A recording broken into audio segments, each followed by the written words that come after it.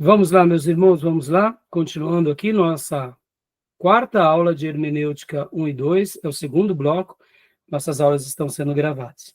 Agora estaremos entrando, de fato, no capítulo, na lição 4, a regra fundamental. Então, primeiro vamos ler aqui esse slide, e logo na sequência a gente vai para o livro-texto e a gente vai ficar dissecando o nosso livro-texto, tá bom? E debatendo aqui em classe.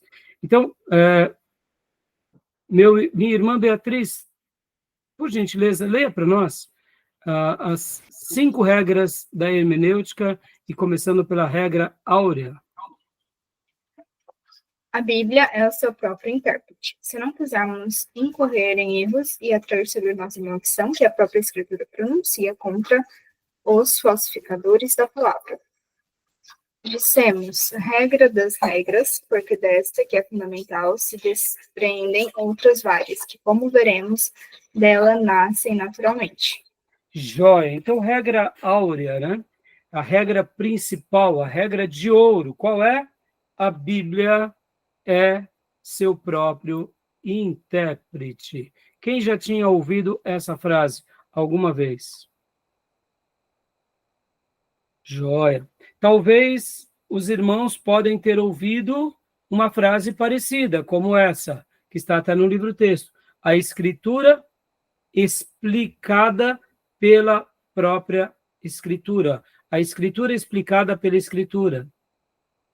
Ou, né, a Bíblia interpreta a própria Bíblia. Qualquer frase parecida com essa, que dê o mesmo sentido, faz parte da regra áurea. Tá bom, meus irmãos? E por que ela é a regra das regras? Porque aqui vocês vão fazer uma simples lição de casa, jamais se esquecendo que os textos de Gênesis a Apocalipse, eles estão correlacionados. Os textos, eles acabam se auto-interpretando. Uma das coisas mais lindas que vemos no texto sagrado é porque, em todo o processo em que Deus revelou a sua palavra aos seus servos, profetas, aos sacerdotes, aos apóstolos, muitos deles eram diferentes com relação à cidade, à época, à cultura, ao nível social, nível acadêmico, mas jamais um se contradisse ao outro. Pelo contrário, um completava a fala do outro, mesmo uns tendo vivido muitos séculos depois dos outros. E algumas profecias se cumprem depois de vários séculos, ou seja, percebam que somente Deus poderia ter criado um livro assim.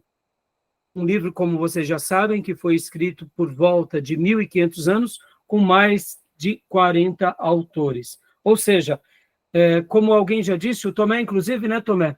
Você, numa das suas mensagens lá na igreja, usou até um termo, que a Bíblia ela tem uma referência cruzada de quantas vezes mesmo, Tomé? Você lembra? Nossa, agora eu não vou lembrar não, mas acho que são mais de 4.000 referências cruzadas, se não me engano. É uma quantidade absurda mesmo. Eu não me recordo agora o número exato, mas são questões de milhares. Que seriam referências cruzadas, irmãos? Umas apoiam as outras. E o mais lindo é que elas não se contradizem, elas se completam. Por isso que a Bíblia é o seu próprio intérprete. A Escritura é explicada pela Escritura. Tá bom até aí, meus irmãos? Então, agora, eu vou passar rapidamente aqui nos slides, nas outras regras. E depois a gente vai voltar paulatinamente em cada uma dessas regras, tá bom? Só para a gente fazer aqui uma leitura rápida. Pode falar, Tomé. 63.000. 63.000, né? Referências cruzadas. Imagina um livro, irmãos, que tem essa grandeza de cruzamentos e de cruzamentos em apoio. 63.000, isso é maravilhoso. Obrigado, viu, Tomé? Então, vamos lá. Continua para nós aqui. Regra 1. Leia para nós, Beatriz, por gentileza. Regra 1. É preciso, quanto seja possível, tomar as palavras em seu sentido usual e comum. Tá bom até aí. A gente só vai passar rapidamente agora. Então, percebam, A regra áurea, a regra de ouro é a Bíblia é o seu próprio intérprete. Regra 1, é preciso, o quanto seja possível, tomar as palavras no seu sentido usual e comum. Regra 2, leia para nós, por favor. É de todo necessário tomar as palavras no sentido que indica o conjunto da frase. Guarde essa expressão, irmãos. Se na regra 1 a gente pega as palavras no seu sentido usual e comum, na regra 2 nós já vamos para o conjunto da frase. Vai guardando essas informações. Regra 3, leia para nós, por favor. É necessário tomar as palavras no sentido indicado no contexto, a saber, os versículos que precedem e seguem ao texto que se estuda. Opa, se na regra 2 a gente pega o conjunto da frase, ou a própria frase, na regra 3 a gente já vai pegar as palavras que estão antes e que vêm depois, que precedem e seguem ao texto. Ou seja, nós estamos entendendo agora na regra 3 a ideia do contexto. Se na regra 2 nós vamos para a frase, para a regra 3 nós vamos para o contexto. O texto que vem antes e o texto que vem depois, que vai depois. E aí, aqui continua a regra 3, né? Vamos lá, regra 4. É preciso tomar em consideração o objetivo ou desígnio do livro ou passagem que ocorrem as palavras ou expressões obscuras. Opa, agora então a gente já deixa o contexto e agora a gente vai para o objetivo ou desígnio ou ainda o propósito do livro. Como assim, pastor? Que estilo literário que é esse livro? É um livro de profecia? É um livro histórico? É um livro poético? É uma biografia? Talvez você não saiba, mas nós temos na Bíblia 4 biografias. Quem são as 4 biografias? Os 4 evangelhos. Sim, os 4 evangelhos são 4 biografias de quem? Do nosso Salvador. Os autores escreveram a biografia do Rei dos Reis e do Senhor dos Senhores. Então, poderíamos dizer que o estilo literário dos textos do Novo Testamento, dos livros dos 4 evangelhos, são bibliográficos. As cartas de Paulo são epístolas, mas elas têm características próprias. Por exemplo, umas são pastorais, outras são para igrejas, outras são com relação aos finais dos tempos. Percebam, qual é o estilo literário, qual é o propósito do livro? O livro do Apocalipse, por exemplo, ele é um livro de profecia? Ou ele é um livro de biografia? É a biografia dos finais dos tempos? Ou é a profecia sobre os finais dos tempos? Percebam, olha que interessante. Então, na 4ª regra, olha só que lindo, irmãos. Se na primeira regra, olha, vamos recapitular rapidamente aqui. Se na primeira regra, a gente vai para o sentido usual e comum da palavra. Na 2ª regra, a gente vai para as frases. Na 3ª regra, nós vamos para o texto e o contexto. Na 4ª regra, nós já estamos indo para o livro. Por quê? Porque dessa forma a gente vai seguindo esse padrão de entendimento. Tá bom? Tudo bem até aí? Então, e agora a 5ª regra. Leia para nós, Fia, por gentileza, a introdução à 5ª regra. Uma doutrina que pretende ser bíblica não pode ser considerada no todo como tal, sem resumir e expressar com fidelidade tudo que estabelece e excetua a Bíblia em suas diferentes partes em relação particular. Aí, aqui na 5ª regra, nós teremos, ela é dividida em alguns pontos, que são passagens paralelas, depois, ensinos gerais, e ela, na realidade, são 4 tipos de paralelismo, né? No livro-texto, ele apresenta muito bem isso. Deixa eu até pegar aqui para vocês, porque aqui não vai ter a síntese das... Deixa eu ver, aqui, ó. Passagens paralelas, paralelismo de palavras, paralelismo de ideias, paralelismo de ensinos gerais, e temos uma última, o paralelismo que está aqui, deixa eu pegar aqui, que ele não colocou no slide, mas está aqui. Só pegar, que é a de paralelos aplicados à linguagem figurada, que é o paralelismo de linguagem figurada, que aí, no caso, viria para o último ponto do livro, que será as linguagens, figuras de linguagem, tá bom? Então, eu fiz esse resumo agora, só para vocês verem o suprassumo do livro. Esse é o suprassumo do livro. Deu para entender um pouquinho? Deu para entender? Então, agora vamos lá para o livro-texto, para a gente poder agora dissecar, irmãos, dissecar essa ideia. E eu queria, inclusive, fazer aqui uma pesquisa de caso com vocês, de um texto muito conhecido com todos nós. João 3,16. O que diz João 3,16, meus irmãos? João 3,16. Amou o mundo de tal maneira. Continua, pode concluir, filha. Seu filho unigênito, para todo aquele que nele crê, não pereça, mas seja eterno. Exato, obrigado, filha. Porque Deus, né, amou o mundo. Agora, olha que interessante. Esse texto, João 3,16, que é um texto muito conhecido, muito citado, um texto muito apreciado, essas palavras que estão em João 3,16, que a gente decora elas, e deve ser decorado mesmo, que é um texto maravilhoso. Agora eu pergunto para vocês, em que contexto que ele está? Que contexto? Foi quando que Jesus disse essa palavra? Foi quando Jesus estava pregando a uma multidão? O que vocês acham? João 3. Foi em que momento? Vamos lá, bate pronto aqui. Vocês lembram ou não? Não. Não? Vamos lá, irmão. Vocês lembram qual foi o episódio de João 3? Tentem lembrar.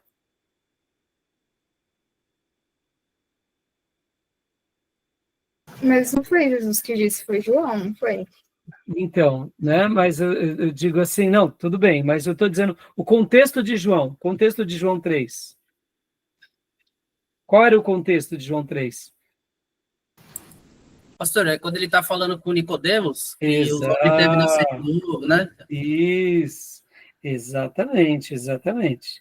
Então, são palavras, né, que Deus, na pessoa de Jesus, está falando a Nicodemos. Então, foi Nicodemos, filha, que foi Jesus que disse a Nicodemos. Percebam que muitas vezes a gente repete João 3,16 e está certo, não tem nenhum problema de repetir, nenhum problema.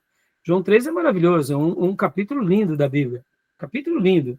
Mas olha só que interessante. Quando a gente pega aqui João 3, a gente se esquece que ele está no contexto de Nicodemos. E qual era o assunto que Jesus estava falando com Nicodemos? Qual era o assunto, irmãos? Nascer de novo. Nascer de novo. Então percebam que esse texto está dentro desse contexto. E por que eu estou usando essa liçãozinha, essa lição de casa agora? Porque João 3,16, nós usamos ele a vida toda para falar do amor de Deus a qualquer pessoa. E não está errado a gente fazer isso. Entenda, tá? Não está nem um pouco errado fazer isso. Até porque a gente tem que fazer isso. Tem que falar de João 3,16 mesmo o tempo todo para muitas pessoas, que é um texto maravilhoso. Só que o contexto de João 3 é um contexto onde Jesus chega no fariseu Nicodemo e fala com ele. E esse texto, vamos agora voltar um pouco aqui, eu quero fazer rapidinho com vocês uma lição de casa. E esse contexto vai ter tudo a ver com essas regras. Vai ter a ver com a regra áurea e vai ter a ver com o quê? Com esses princípios da regra 1, regra 2, regra 3 e regra 4. É claro que aqui eu só estou fazendo uma breve citação para a gente poder entender melhor o que seria fazer uma hermenêutica, tá bom? Então, vamos ler João 3, do 1 ao 16, tá bom? Vamos agora pegar. Eu vou compartilhar aqui minha Bíblia em Kindle com vocês, só para a gente entender melhor o contexto. Vamos lá. Vamos ler primeiro o versículo 16, né? Ó. Porque Deus amou o mundo de tal maneira que deu seu Filho unigênito, para que todo aquele que nele crê não pereça, mas tenha a vida eterna. Realmente, é João que está escrevendo sobre Jesus. No entanto, quando a gente olha o texto, são palavras que o próprio Jesus estava dizendo a Nicodemos. Mas João registra, né? Então, tem vezes que nós achamos que são palavras de João, mas, na realidade, são palavras do próprio Jesus, naquele contexto, a Nicodemos. Então, leia para nós, Júnior, por gentileza, aqui do versículo 1 em diante. Ora, havia entre os fariseus um homem chamado Nicodemos, um dos principais dos judeus. Este foi ter com Jesus de noite, e disse-lhe: Rabi, sabendo que és mestre vindo de Deus, pois ninguém pode fazer esses sinais que tu fazes se Deus não estiver com ele. Respondeu-lhe Jesus: em verdade, eu te digo que se alguém não nascer de novo, não pode ver o reino de Deus. Perguntou-lhe Nicodemos: como pode um homem nascer, sendo velho? Porventura pode tornar a entrar no ventre da sua mãe e nascer?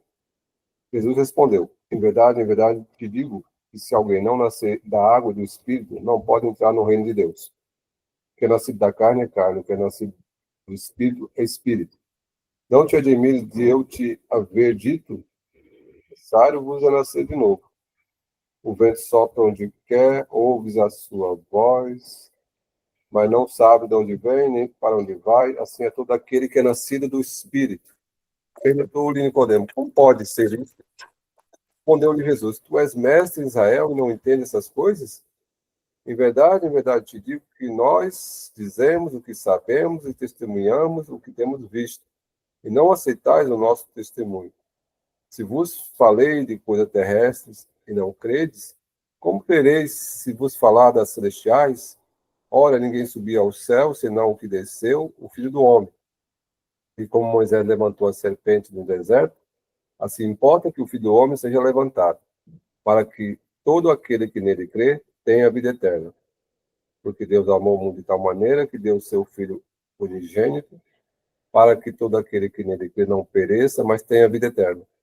Pode ler até o versículo de número...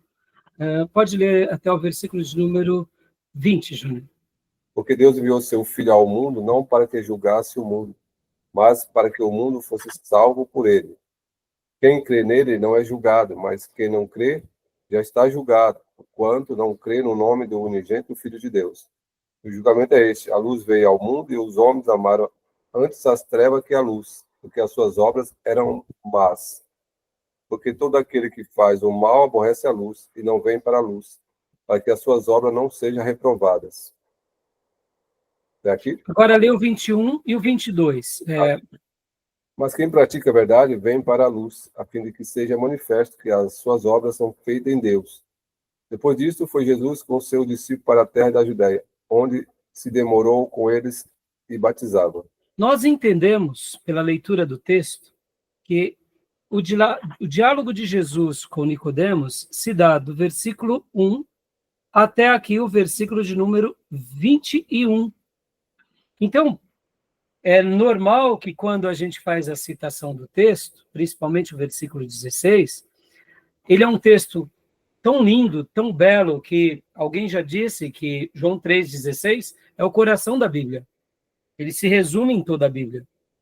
E a gente acaba citando, pregando, falando, evangelizando, e nós nos esquecemos do contexto. Mas se a gente for ver, na maioria das Bíblias, o diálogo de Jesus com Nicodemos, a impressão que dá é que ela termina de fato aqui. No versículo 21, pode ver, mas quem pratica a verdade vem para a luz, a fim de que seja manifesto, a fim de que seja manifesto que as suas obras são feitas em Deus. Aí, depois disso, foi Jesus com seus discípulos para a terra da Judéia, onde demorou com eles e os batizados. Algumas Bíblias vão ter aqui, por exemplo, na minha NVI está assim, o testemunho de João Batista acerca de Jesus. Então, percebam, fazendo uma breve lição de caso aqui, do versículo 16, né, que é o coração da Bíblia. Agora, olha que interessante. No versículo 14, Jesus também faz uma citão para Nicodemos. Olha só. E como Moisés levantou a serpente no deserto, assim importa que o Filho do Homem seja levantado. Lembram desse episódio? Da serpente levantada no deserto, a serpente de bronze? Por que eu estou pegando aqui esse texto, especialmente esse texto? né? Como que era o nome dessa serpente? Nos dias de um rei, eu esqueci o rei agora, ele mandou destruir, né? Porque as pessoas estavam adorando essa serpente, né? Neustã era a serpente, né? Perceba, a serpente foi criada como objeto de livramento, o povo fez do objeto de livramento o quê? Um ídolo. Então percebam que aqui o texto, a regra áurea da Bíblia é o quê, irmão? A Bíblia interpreta a si mesmo. Então, fazendo uma leitura aqui do versículo 14 em diante, ó. E como Moisés levantou a serpente no deserto, assim importa que o Filho do Homem seja levantado, para que todo aquele que nele crê tenha vida eterna. Agora, olha que lindo, olha, fazendo uma leitura do versículo 16, baseado nessas informações do 14 e 15. Jesus, nessa reunião secreta, já estava falando para Nicodemos um assunto que o próprio Nicodemos dominava, o que era lições da lei. Para Nicodemos isso era muito fácil. Ele era mestre da lei, ele sabia da Neustã, ele sabia do Pentateuco, ele conhecia das histórias antigas. E o que ele estava dizendo para Nicodemos? Nicodemos, você precisa de nascer de novo. Mas eu não entendo isso, Senhor. Aí ele, como que você é mestre em Israel e não entende o básico? Aí ele vem falando para Nicodemos, olha, se eu te ensino das coisas terrenas, você vai entender. E se eu te ensinar das espirituais, né? Ó, em verdade, te digo que nós dizemos o que sabemos e testemunhamos o que temos visto, e não aceitais o nosso testemunho, se vós falai de coisas terrestres e não credes, como crereis se vos falar das celestiais? Ou seja, Nicodemos, eu estou tendo dificuldade com você. Eu estou te falando um pouco aqui das coisas espirituais, você não está entendendo nesse terreno. Então, vamos lá. Olha lá, vamos lá. Ora, ninguém subiu ao céu, senão o que desceu do céu, o Filho do Homem. Opa, aqui Jesus já está sendo direto para Nicodemos. Percebam a primeira regra. As palavras no seu sentido usual e comum. Mas, ao mesmo tempo, agora, ele vai um pouco mais profundo para Nicodemos. E ele pega aquela lição do deserto. Qual era esse episódio do deserto? Por que Moisés deu a serpente ao povo como revelação de Deus? Você lembra do contexto? Vamos lá. Qual era o contexto? O povo estava fazendo o quê? O povo estava dando muito glória a Deus, foi isso? O que vocês lembram? Então pode abrir o microfone e falar. Estava blasfemando. Murmurando, não era? Lembra? Principalmente murmúrio. Estavam ali sempre reclamando. Aí Deus mandou as serpentes para picar quem murmurava. O que acontecia com quem era picado e murmurava? Ele ficava espumando, ele ficava inchado. Era levado a Moisés, muitas vezes, para Moisés orar. E aí Moisés, então, busca a Deus. Agora, irmãos, eu gosto de imaginar um pouco, tá? Isso daqui são minhas imaginações, né? E aí Deus deu um escape. Deus deu um escape. Qual foi o escape? Moisés, pega essa serpente, coloca ela num certo lugar. Todo aquele que for picado pela serpente, ao olhar para a serpente de bronze, será curado. Agora, perceba, irmãos, devia ter uma via sacra, viu? Moisés, né, eu imagino que quando alguém chegava lá em estado febril, espumando, todo inchado, ia correndo, vamos, filho, vamos, mamãe, vamos lá, mamãe. É a terceira vez, mamãe, que você olha para a serpente, mas vamos lá, mamãe, senão você vai morrer, que nem morreu a fulana. Porque tinha aqueles rebeldes, viu, irmão? Que murmurava, mas não queria dizer que estava murmurando. Mas aí Deus mandava quem? A serpente picar o murmurador, para ele morrer no deserto. Só que Deus deu escape. Qual era o escape?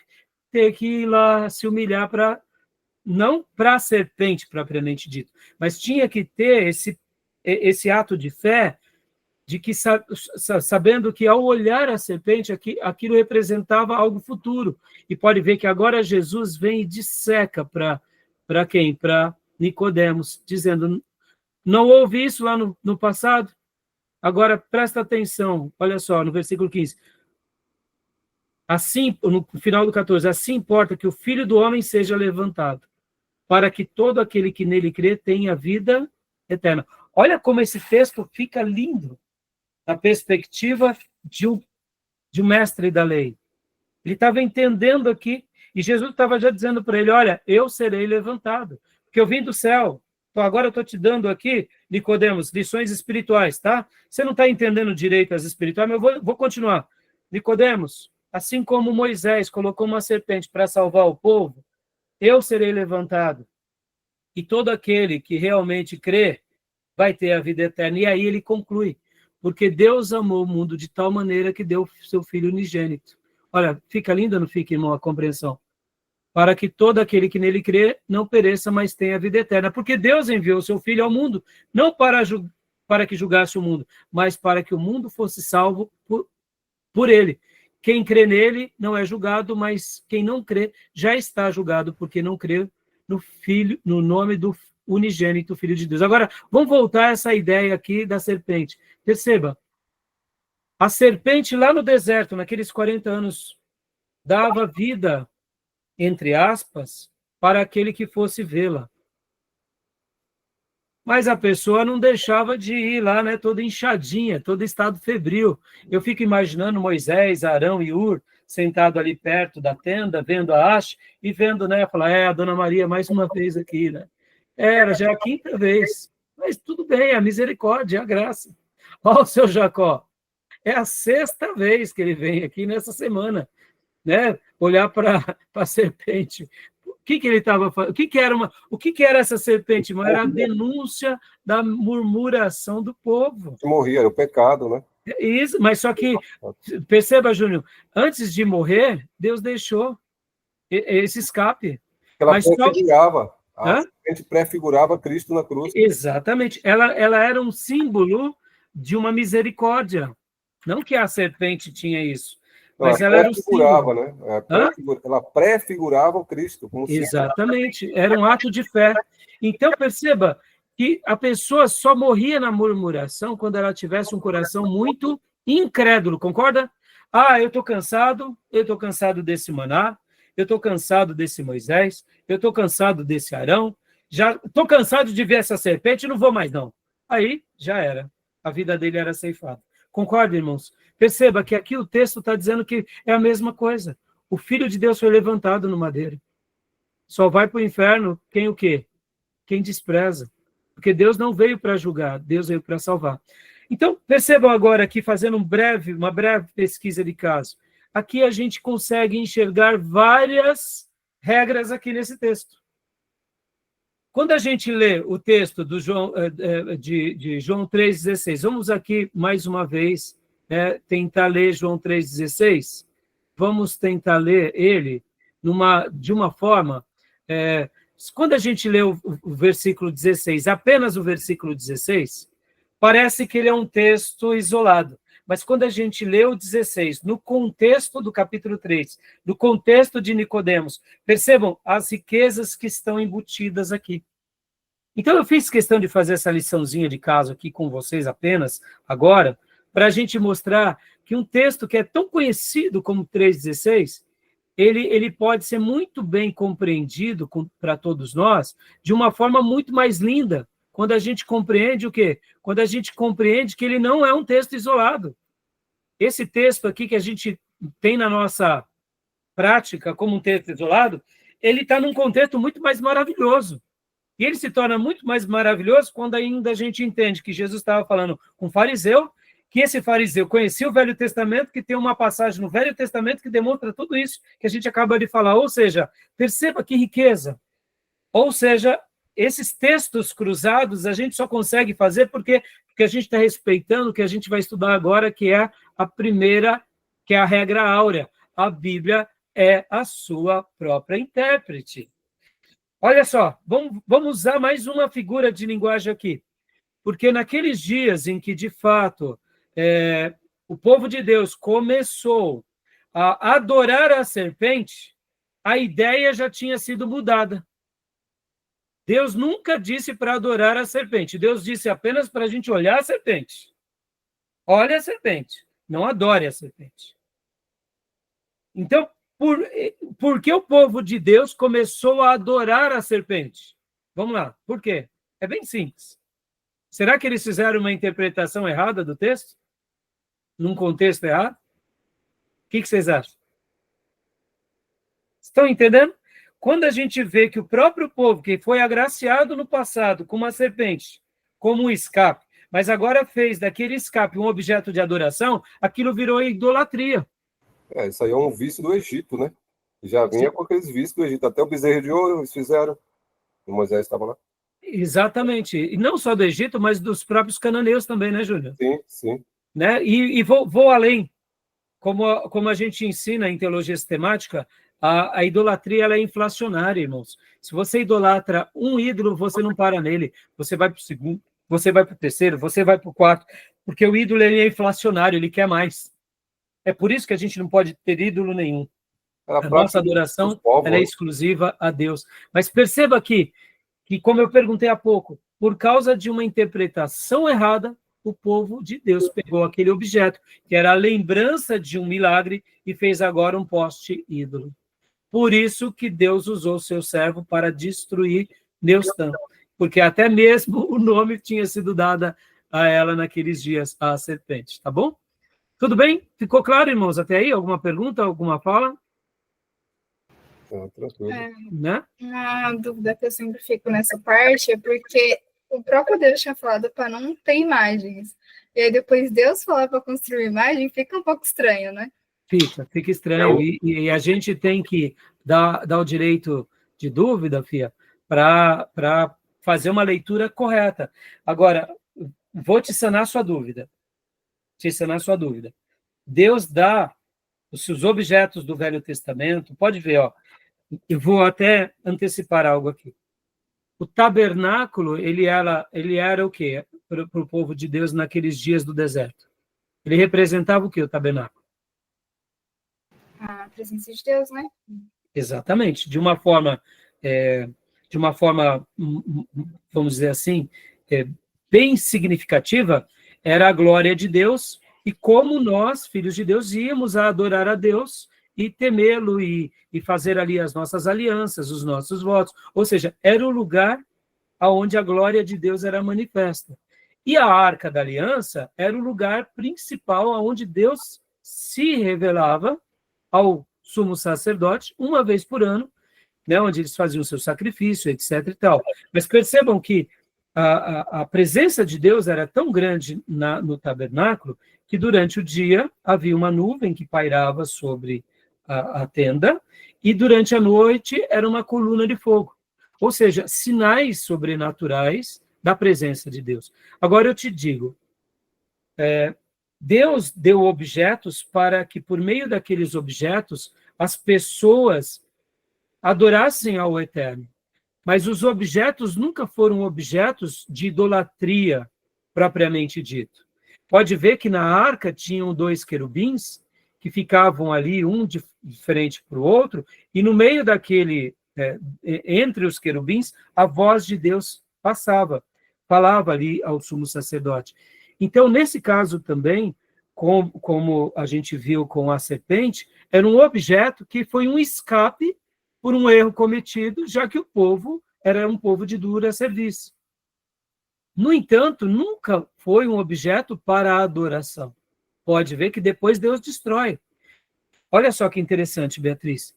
Então, assim, quando a gente vê que o Velho Testamento, Deus foi dando tipos, foi dando instrumentos para revelar a sua glória, para revelar a sua vontade ao seu povo, mas, sobretudo, Deus deixou a sua revelação como algo muito mais importante. Perceba que o tabernáculo, ele perdeu o sentido de ser com quem? Com Eli e com seus filhos, lembra?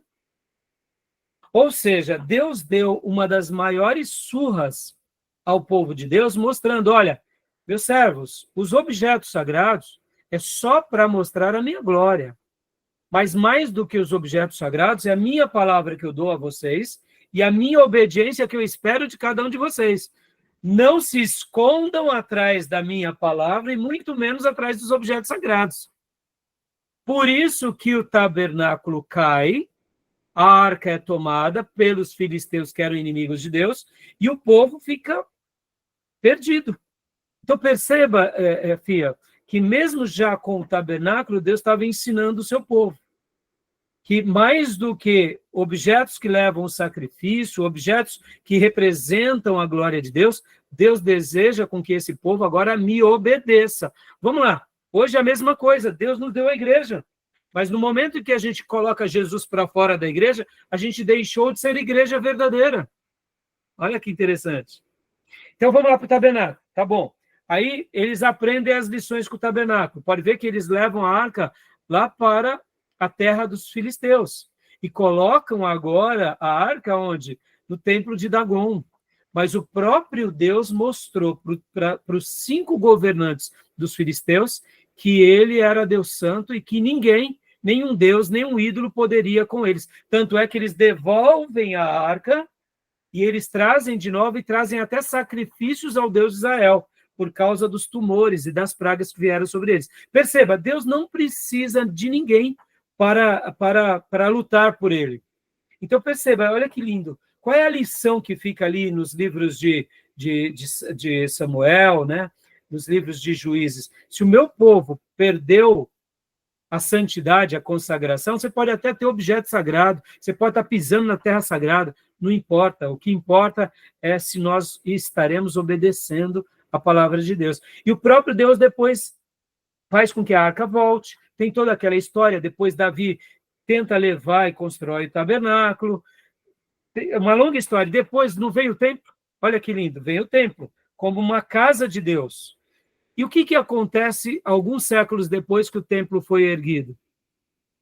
Deus continua abençoando o templo, mesmo o povo estando errado? O que nos ensina o cativeiro babilônico? Deus derruba o templo para mostrar para o seu povo que ele não deixa objetos sagrados. Os objetos sagrados só são algo para representar a glória dele. Mas mais sagrados que os objetos é a nossa obediência. Entendeu, filha? Pode ver que a mesma coisa vai se repetir séculos depois com a construção do templo. O templo também foi deixado por Deus para que o povo de Israel fosse adorar a Deus, mas eles fizeram daquele templo que um lugar para suas vaidades, para a sua glória, para o culto para o seu Deus, sem realmente valorizar o Deus de Israel, porque qual que era o grande propósito do templo? Era que Deus queria manifestar a sua glória para todos os povos de toda a terra, mas o templo virou um lugar de adoração apenas exclusivo dos judeus, e esses judeus começaram a viver em pecado. Deus levanta os profetas e fala, olha, se vocês não se arrepender, assim como aconteceu na tribo do norte, que foi cativa, Deus vai trazer um povo e vai destruir todos vocês. O que esse povo fez com esses profetas? Bateu nesses profetas, surrou esses profetas, matou esses profetas, e aí veio o cativeiro babilônico. Percebam? Então, Deus precisou de uma história muito longa para ensinar esse povo a fugir de qualquer tipo de idolatria. Somente lá na Babilônia que o povo de Deus realmente foi liberto da idolatria e de qualquer adoração a qualquer objeto. Entende, Fia? Então, olha só, como que... Ficou claro agora para você? Ficou claro essas histórias? Ou deixei você e os demais com dúvida? É basicamente como se Deus usasse isso para se manifestar, mas se o povo sem obediência não serve de nada, né? Exatamente. Tudo isso que Deus fez. Exatamente. Os objetos sagrados são presente de Deus a nós como um auxílio didático, não para ser um instrumento de idolatria. Pode ver que é assim que o católico faz, não é? O católico pega o objeto sagrado e fala, eles tinham objeto sagrado, a gente também tem o nosso. Mas está tudo errado, porque eles estão fazendo uma hermenêutica errada. Tá bom, meus irmãos? Ficou claro? Então, percebam, é muito simples. A regra fundamental, é a regra fundamental, ela diz por si só. Então, vamos ler um pouco aqui sobre a regra fundamental. No meu livro-texto, a regra fundamental é a lição número 4, tá bom? Então, leia para nós agora. Consegue ler, Reis? Consigo? Por gentileza. Começa daí pelo dito? Isso. A gente vai ler algumas porções. Não leremos todo, né? Mas vale a pena aqui a gente ler uma quantidade bem grande aqui. Pode ler para nós. Pelo dito? Pelo dito anteriormente, foi-nos possível ver como é apropriado e mais conveniente que em qualquer documento de importância em que se encontrem pontos obscuros, se procure que ele seja seu próprio intérprete. Quanto à Bíblia, o procedimento sugerido não só é conveniente e muito factível, mas absolutamente necessário e indispensável. Ou seja, se essa verdade é uma verdade que se aplica a muitas coisas, quanto mais será essa verdade a Bíblia? Ela precisa ser o seu próprio intérprete. Leia para nós, por gentileza. Continua para nós, Reis. O quanto sabemos, o primeiro intérprete da Bíblia de Deus foi o diabo, dando a palavra divina o sentido que ela não tinha, falseando astutamente a verdade. Mais tarde, o mesmo inimigo falseia o sentido da palavra escrita, truncando-a, isto é, citando a parte que lhe convinha e omitindo a outra. Ou seja, ele está dizendo aqui, é óbvio, né, irmãos, que o primeiro intérprete, dando essa ideia daquela primeira pessoa que começou a tentar interpretar de propósito erradamente, lá no Jardim do Éden, como a gente já aprendeu na aula passada, lembra? Então, aqui ele só está fazendo uma citação, dando um pano de fundo, tá bom? 2. Os imitadores, conscientes e inconscientes, têm perpetuado este procedimento, enganando a humanidade com falsas interpretações das Escrituras. Vítimas, pois, de tais enganos e de tão estupendos erros, que tem resultado em aí complicou, hein? Hecatombes e cataclismos. Devemos já conhecer o suficiente dessa interpretação particular. Essas palavras, só um minutinho aqui, né, Júnior, Reis, seriam, pode ver, ele usa termos um pouco não usual, seriam catástrofes, né? Ou seja, pessoas que têm tentado, de uma forma ou outra, né, imitar o diabo, acaba levando a humanidade a falsas interpretações. E, com isso, vai levar a catástrofes e cataclismos, né? Dando essa ideia. Só vai gerar tragédia, né? Tá bom? Só traduzindo um pouquinho, né? E a ninguém deve parecer estranho que insistamos em que a primeira e fundamental regra da correta interpretação bíblica deve ser a já indicada, a saber, a Escritura explicada pela Escritura, ou seja, a Bíblia, sua própria intérprete. Por exemplo, irmãos, vamos lá. Toda vez que a gente ficar com dúvida de um texto, a gente vai para outro texto, a gente vai para outro livro, a gente vai para o Novo Testamento, e a gente tenta fazer essa leitura sempre tentando algo responder de forma harmoniosa. Essa questão da serpente, se os reis não destruíssem essa serpente, permitissem a adoração, a gente ia ficar com uma baita dúvida. Então, quer dizer que da serpente pode. Quando Deus dá um objeto sagrado, então pode. Se é objeto sagrado dado por Deus, pode. Ou seja, mas o próprio texto sagrado responde. O próprio texto sagrado revela que era só para olhar, e o próprio texto sagrado mostra que há uma resposta. Então, a gente começa a entender que, ora, se Deus deu um objeto sagrado, mas depois Deus vai lá e destrói, né, o tabernáculo. Deus deu o templo sagrado, depois Deus destrói o templo. E então quer dizer que o templo não é tão importante quanto a palavra de Deus. Logo, vamos ler o texto e vamos deixar a Bíblia interpretar, né? Vamos lá, na igreja, na nova aliança. Irmãos, o que é mais importante? As paredes ou cada alma? O que é a igreja, senão um ajuntamento de pessoas que estão querendo seguir a Deus e seguir a palavra de Deus e querem amar Jesus? Essa é a verdadeira igreja. Agora, sejamos honestos. As pessoas têm dado mais valor às paredes, ao caixa da igreja, à liturgia, ou têm dado mais valor às pessoas? Percebam. Ou, muitas vezes, à tradição. Isso é perigoso, tá bom? Então, a história ela vai se repetindo, né? Pode perguntar, Tomé. Não, dentro disso que o pastor está falando sobre a regra áurea, a própria Bíblia já fala, né, que as coisas que aconteceram no passado eram apenas sombras das futuras. Então, todo esse simbolismo aí apontava para Cristo, né? Então, Exatamente. já não é mais útil. Exatamente, tá bom? E agora, para a gente prosseguir um pouco mais, né? para a gente pular.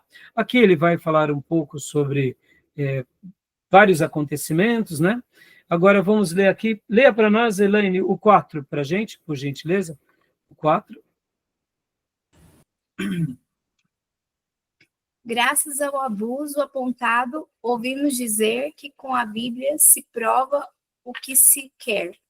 A má vontade, a incredulidade, a preguiça em seu estudo, o apego a ideias falsas e mundanas e a ignorância de toda regra de interpretação provará o que se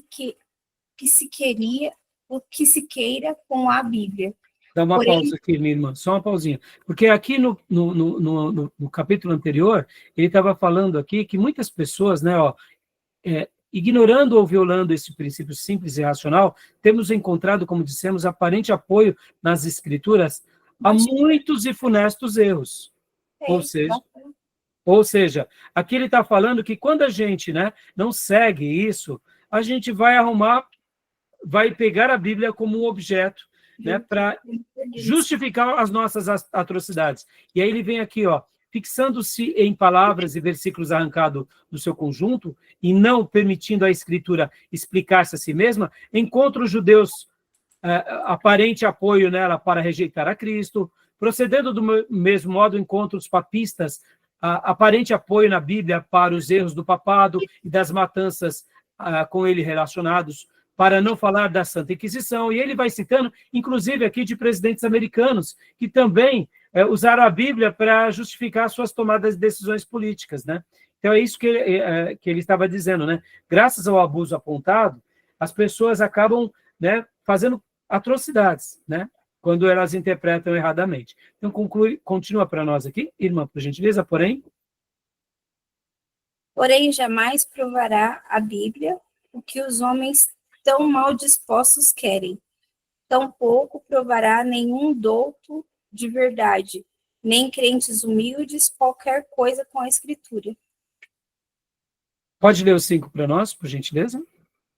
Ao contrário, porque o discípulo humilde e douto na palavra sabe que a lei do Senhor é perfeita, e que não há erro na palavra, mas no homem. Ele sabe que não se tira e se põe, ou se acrescenta e se suprime impunemente a palavra, segundo o estilo satânico. Porquanto Deus, mediante seu servo, fez constar: se alguém lhes fizer qualquer acréscimo, Deus lhe acrescentará os flagelos escritos neste livro. E se alguém tirar qualquer coisa das palavras do livro dessa profecia, Deus tirará a sua parte da árvore da vida. Não certamente a revelação divina, qual lei perfeita, é inspirada por Deus e útil para o ensino, para a repreensão, para a correção, para a educação na justiça, a fim de que o homem de Deus seja perfeito e perfeitamente habilitado para toda boa obra. Tal revelação, dissemos, não se presta impunemente a tal abuso. Ou seja, quando a pessoa é um discípulo humilde e douto na palavra, ou seja, dedicado na palavra, debruçado na palavra, ele descobre que essa palavra é perfeita e que lá não tem erro algum. Por isso que a gente pode ficar seguro. E aqui, meus irmãos, deixa eu dizer uma coisa aqui antes de continuar. Não é o fato de sermos seminaristas, guarde isso, não é o fato de sermos seminaristas, estamos fazendo aqui hermenêutica, que nós seremos intérpretes, eu diria, de primeira grandeza das Escrituras, tá? Vocês conhecerão pessoas simples, mas que talvez o grau de interpretação das doutrinas bíblicas seja muito mais profundo do que nós aqui. Por quê? Pastor, mas pera lá, então, para que...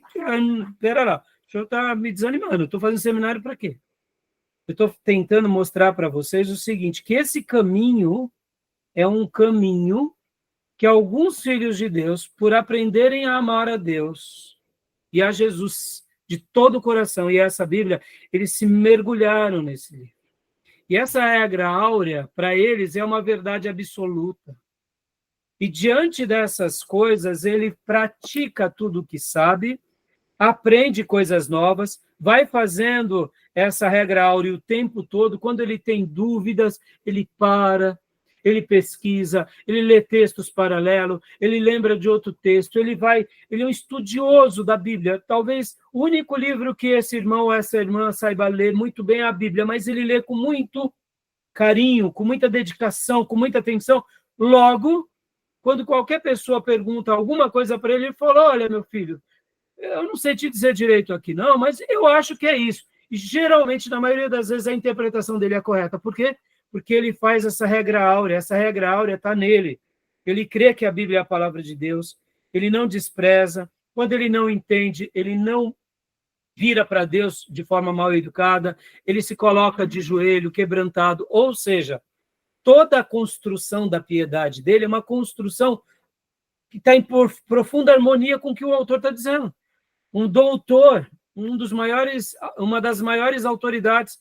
E eu estou falando isso para vocês porque vocês verão na vida, principalmente na prática da igreja, que existem pessoas que mal aprenderam a ler e escrever, mas eles creem tanto em Deus e creem tanto na Bíblia, eles são crentes piedosos, são intérpretes profundos. Se eles fizessem o seminário como vocês estão fazendo, se tornariam muito mais, eu diria, muito mais ousados na maneira em que eles leriam, falariam. Então, eu estou dizendo isso para vocês para mostrar que essa não é uma exclusividade nossa.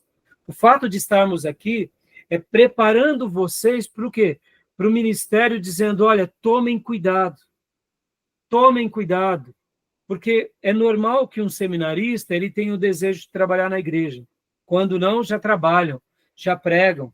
E essas pessoas que já pregam, que já trabalham, muitas vezes elas são assediadas. Por quê? São assediadas pela glória, são assediadas pelas pessoas. E tem vezes que ela fala uma coisinha errada aqui e o pessoal bateu palma. E ela fala: puxa, ninguém reclamou, né? Pelo contrário. Fez uma interpretação meia vesga, ninguém reclamou, até gostou, falou: olha, eu nunca tinha pensado assim, pastor. E ele continua nas coisas erradas. E quando vai ver, esse irmão se torna o quê? Um herege. Quando não, um falso profeta. Por quê? Porque agora ele começa a pegar certas passagens que convém e começa a aplicar para ele. E o que não convém, ele deixa de lado e não fala.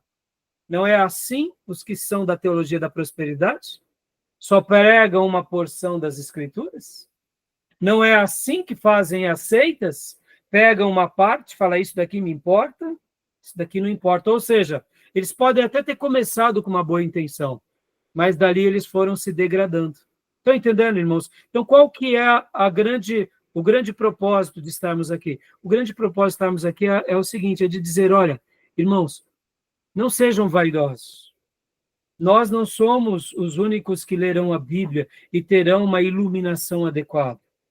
Se algum cristão em qualquer lugar agora mergulhar nesse livro, crer nesse livro, orar em cima desse livro, jejuar em cima desse livro, decorar esse livro e fizer desse livro o livro da sua vida e crer que esse livro é a revelação de Deus para ele, esse irmão, ele vai usar essa regra áurea e ele vai crescer espiritualmente e ele vai, com certeza, fazer boas interpretações, mesmo ele sendo uma pessoa muito limitada. Quem sabe não tem uma faculdade, quem sabe é um operário, mas vocês verão isso muito, meus irmãos. Por isso que eu digo aqui, nós que fazemos o seminário somos apenas privilegiados para aprender algumas lições com alguns doutores, como esse daqui, como todos esses que eu mostrei para vocês, todas essas aulas, que são um material que a gente vai estudar. Ou seja, alguém já disse a frase, e eu repito ela: aprender pela experiência é sábio, mas aprender com a experiência do outro é mais sábio ainda. Então, nós estamos antecipando. Antecipando o quê? Erros. Antecipando o quê? Mais acertos.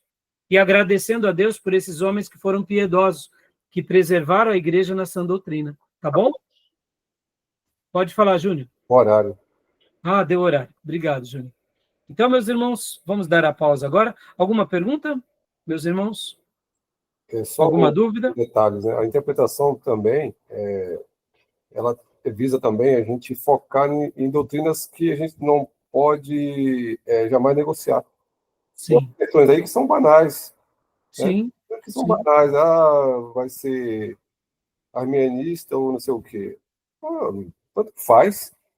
Vamos pegar uma banal aqui, né, Júnior? Umbigo de Adão. Adão tinha umbigo? Porque É, tolice. é, tá. Alguém já disse que uma igreja se dividiu numa escola bíblica por causa disso. O irmão estava falando e alguém... Não, mas o Adão tinha umbigo? Eu acho que sim. Eu acho que não, porque ele não nasceu com cordão umbilical, ele foi gerado... Aí começaram a brigar e a igreja dividiu. Isso é coisas banais, né? Verdade. Coisas banais não podem nos dividir. Ora, se tinha, se não tinha, não importa. O que importa é o seguinte, eu sei que eu tenho, e o que importa é que eu tenho que temer Jesus e amar Jesus e amar o irmão, inclusive, que me aborrece. Né? Tá bom, meus irmãos? Beleza? Tá bom? Então vamos pausar aqui para a gente ir para o último bloco. Tudo bem? Joia? Então tá bom, vou parar aqui. Ó. Mas ninguém tem mais nenhuma pergunta, né? Então, vou parar, tá bom?